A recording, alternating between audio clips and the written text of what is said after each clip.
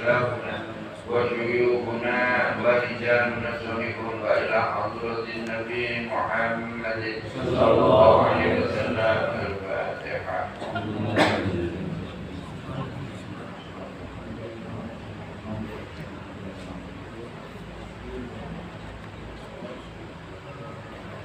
Bismillahirrahmanirrahim. Qala al-mu'allif wa nafa'ani wa bi'ulumihi fi damin amin ila al-bab. Melanjutkan dari pembahasan yaitu tata cara atau kaifiyah duduk di dalam sholat. Kemarin sudah disinggung mengenai yaitu duduk istiros dan duduk tawarruk. Di sini dikatakan menjadi satu kesunahan yaitu tasyahud awal lebih pendek dari tasyahud akhir atau tasyahud yang kedua. Di dalam tasyahud awal ini sampai dengan bacaan Allahumma sholli ala Sayyidina Muhammad wa ala ali Sayyidina Muhammad. Nah, di sini ada satu keterangan. Sebetulnya sholawat yang diajarkan Nabi Muhammad Sallallahu Alaihi Wasallam cuman Allahumma sholli ala Muhammad wa ala ali Muhammad. Hadis riwayat Sayyidina Zaid bin Khuraijah.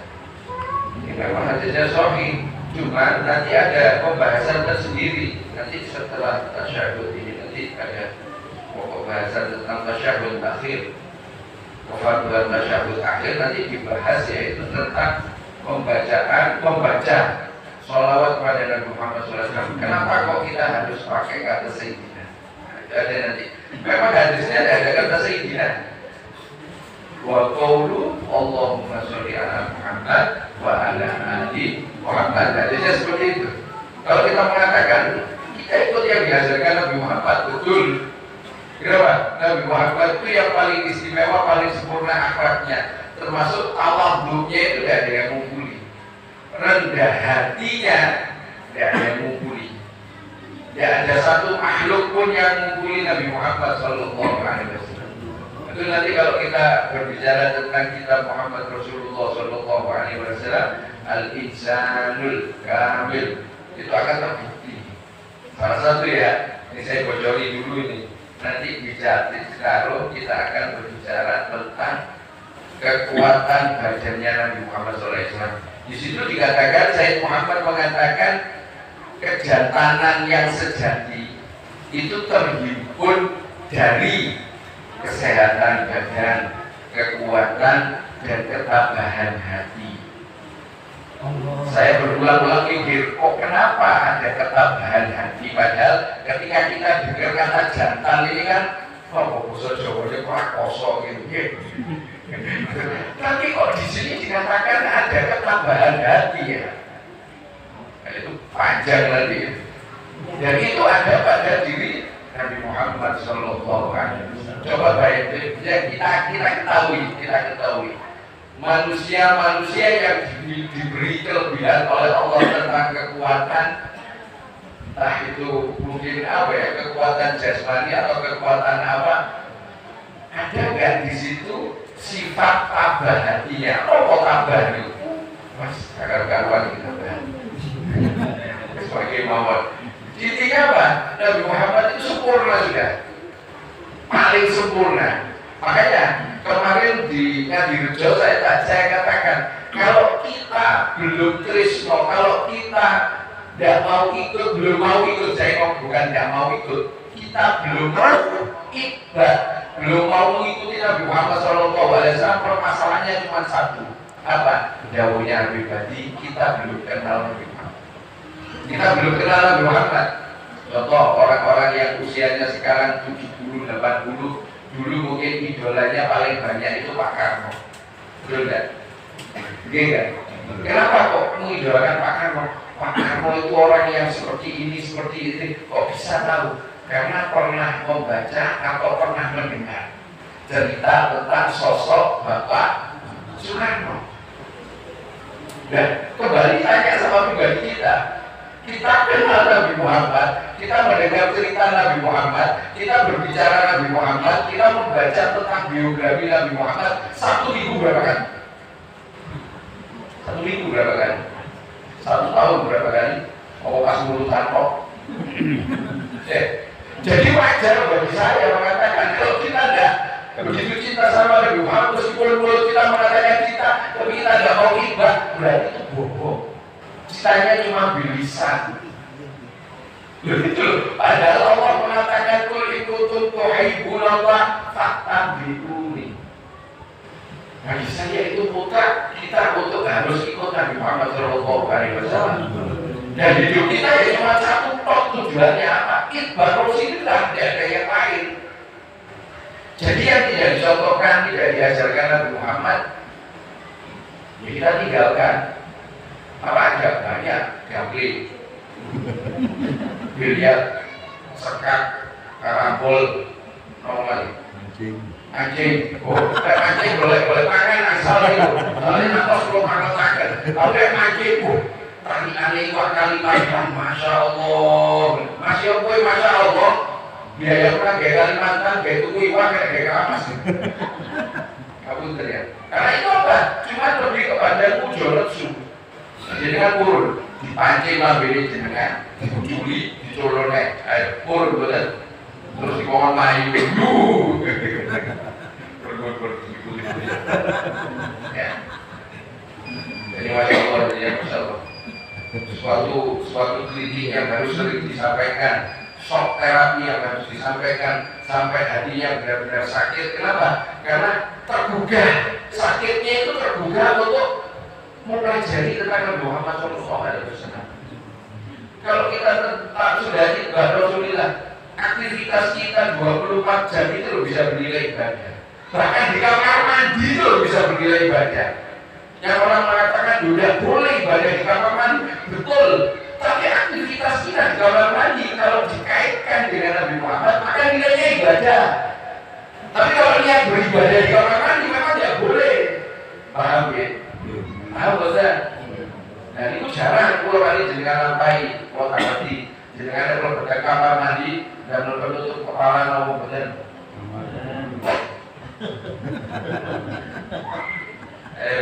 Itu mulai dari hal-hal yang mungkin kita tidak pernah tahu, kita belajar. Nabi Muhammad kalau di dalam kamar mandi pakai penutup kepala. Sebelum masuk kamar mandi berdoa, kaki kiri didahulukan. Aktivitasnya dikaitkan dengan Nabi Muhammad SAW. Itu perlu kita pelajari itu.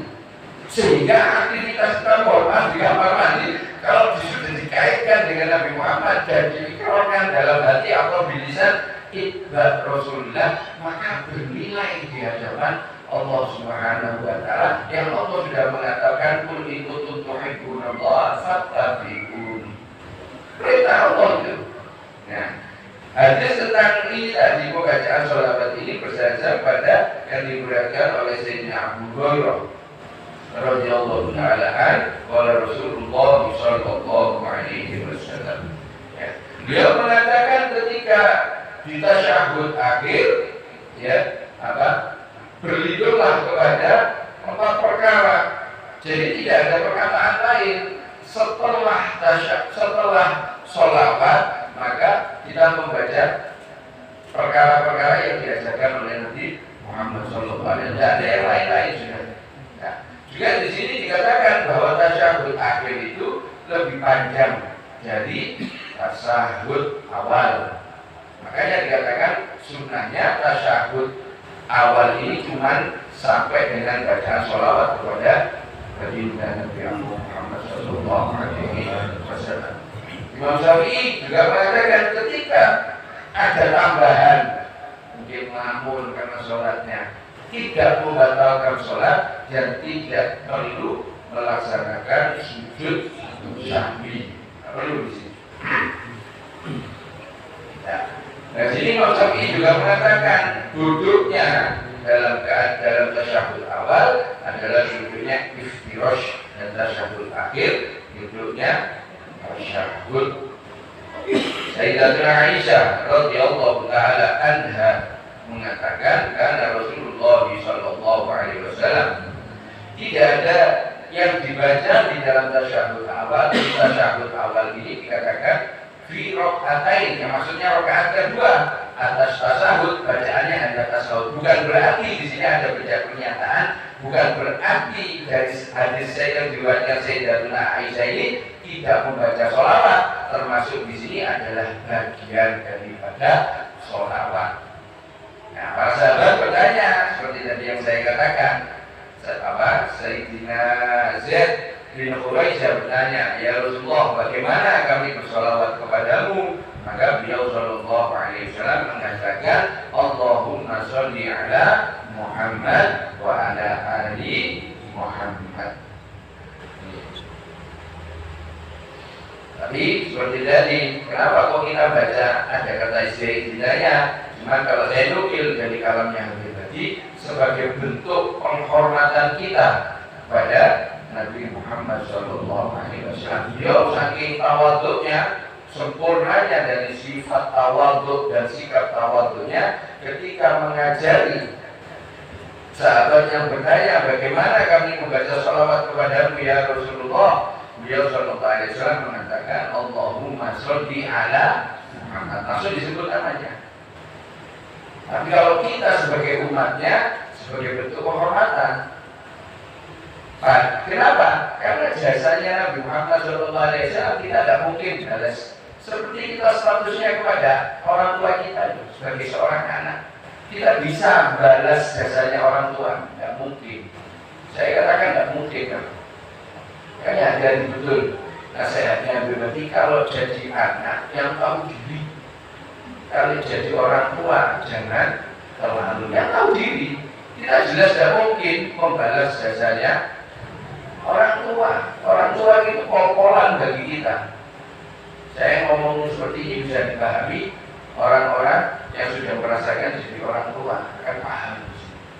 Makanya kalau anak saya ngomong rotok banter itu sakitnya betul-betul di sini. Betul-betul itu. Padahal Al-Quran juga sudah mengingatkan. Berbicara dengan orang tua tidak, saya tidak boleh. Nah, sekarang tidak terima busik. Itu kesal barang bawah.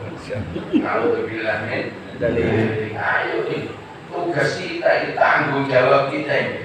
Yang perlu kita pahami, mohon maaf sebagai orang tua, kita tidak punya bukan kewajiban kita hanya memenuhi kebutuhan dohir saja, tapi batiniahnya.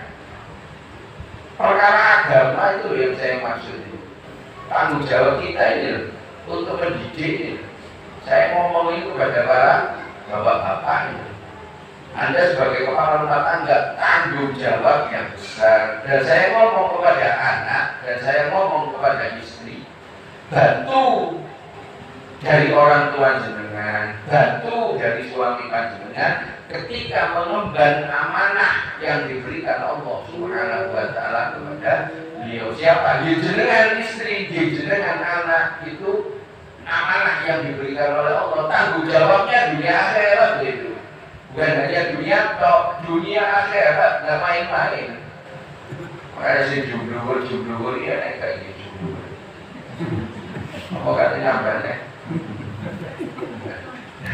Anda harus tahu itu. Harus tahu apa? Makanya ketika akan melakukan ibadah, ambil tadi dikatakan harus tahu ilmunya. Kata kawin itu bisa kawin itu nikahan atau bisa kumpul, atau kawin itu kumpul suami istri. Itu ada ilmunya, bahasa ini cocok, ini gak cocok. Menurutnya jenengan. Bon, sampun ini. Ya, tak boleh.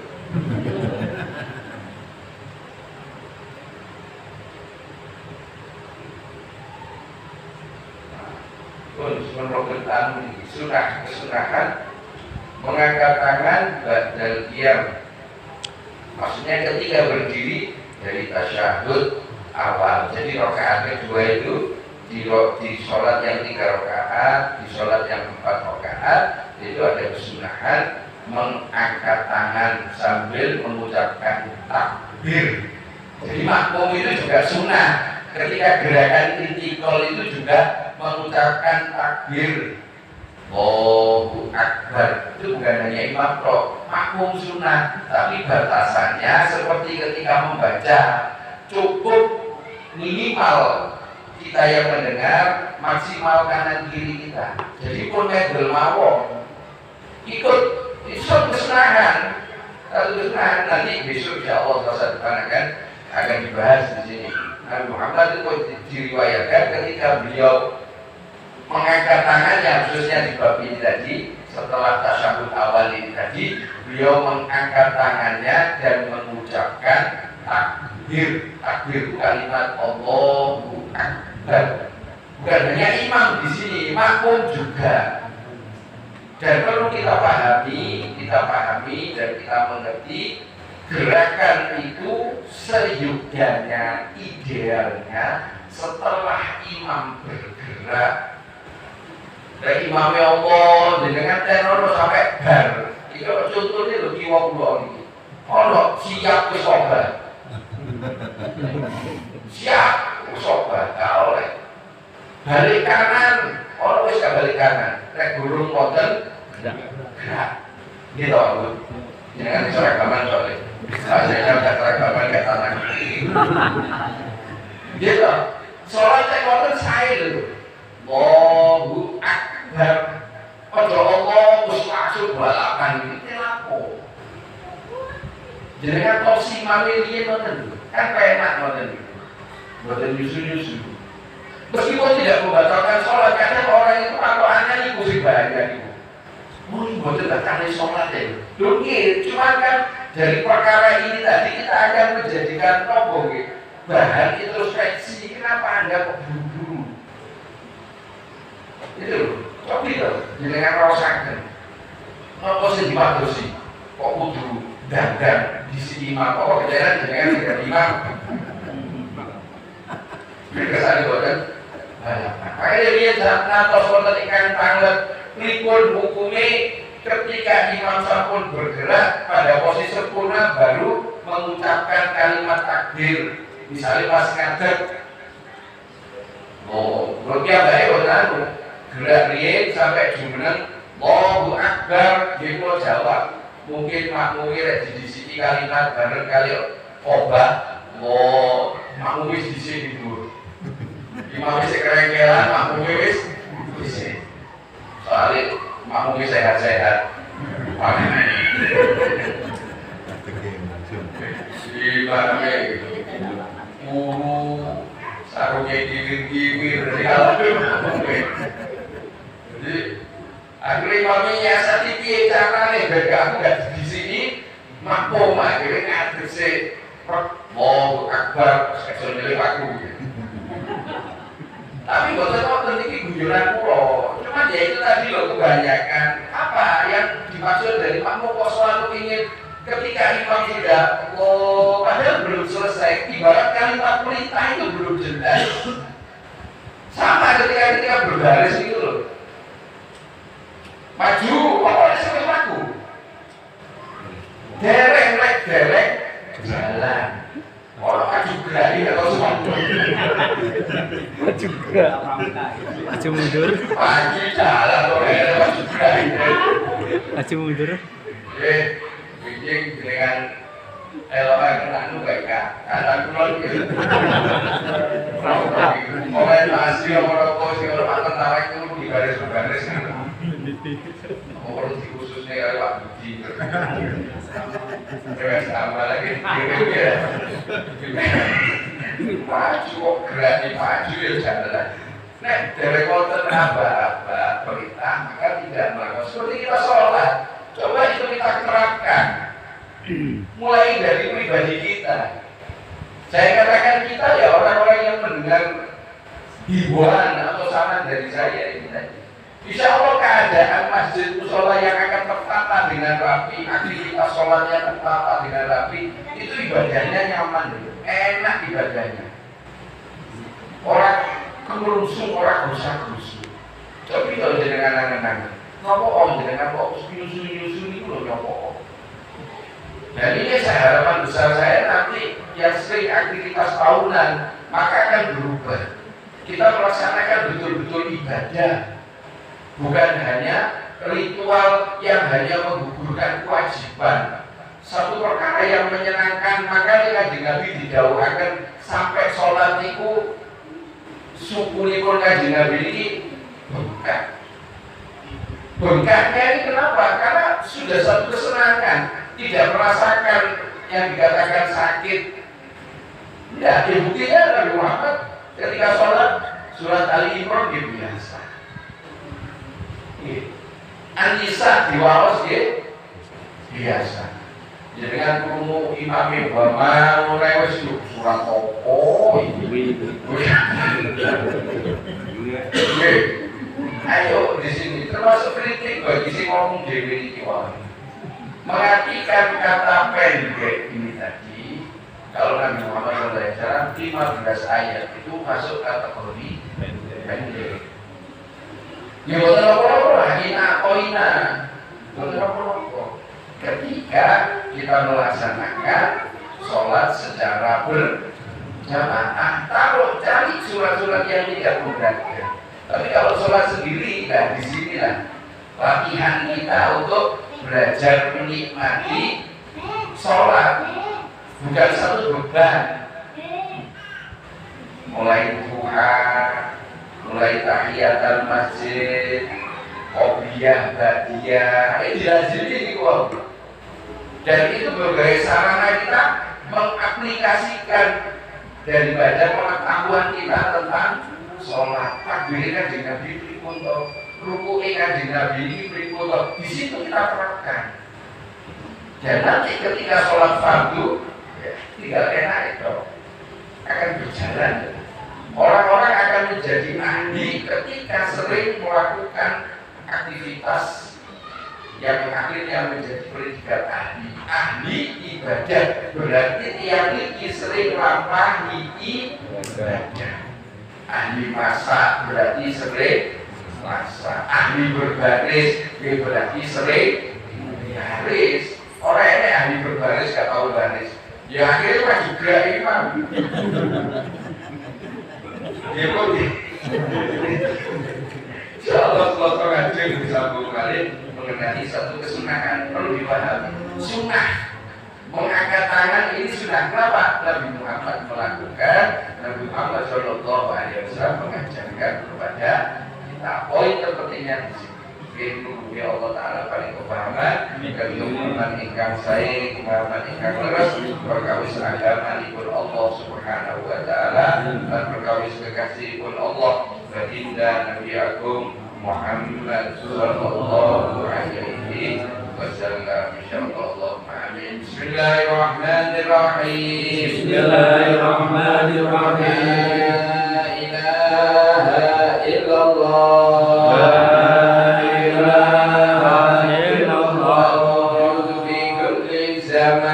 الموجود في كل زمان لا إله إلا الله لا إله إلا الله المعبود في كل مكان المعبود في كل مكان لا إله إلا الله لا إله إلا الله المذكور في كل لسان المذكور في كل لسان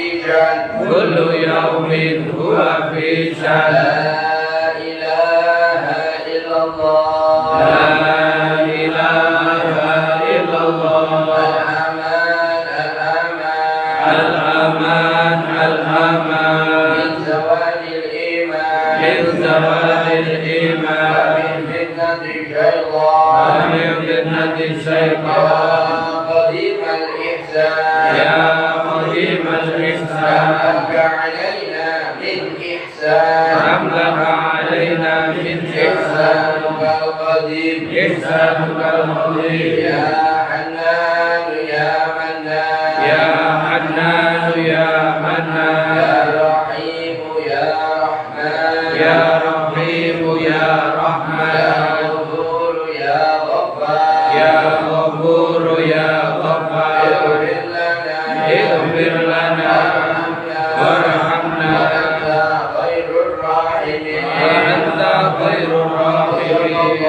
على سيدنا محمد وصلى الله على سيدنا محمد وآله وصحبه وسلم